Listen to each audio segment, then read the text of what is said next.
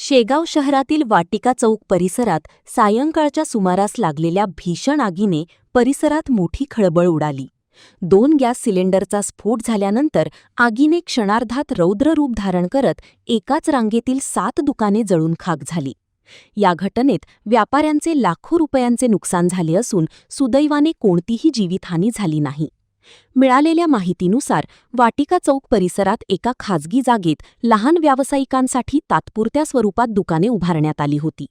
दुपारी सुमारे 4 वाजताच्या दरम्यान एका दुकानातून अचानक आग लागल्याचे निदर्शनास आले.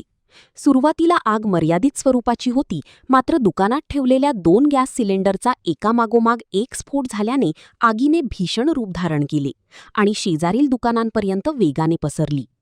घटनेची माहिती मिळताच अग्निशमन दलाच्या गाड्या तातडीने घटनास्थळी दाखल झाल्या. अग्निशमन जवानांसह स्थानिक नागरिकांनीही शर्थीचे प्रयत्न करत आगीवर नियंत्रण मिळवले. आगीमुळे 7ही दुकाने पूर्णतः जळून खाक झाली असून दुकानांमधील मालाचे मोठ्या प्रमाणात नुकसान झाले आहे. दरम्यान आगीचे नेमके कारण अद्याप स्पष्ट झाले नसले तरी शॉर्ट सर्किटमुळे आग लागली असावी असा प्राथमिक अंदाज व्यक्त करण्यात येत आहे.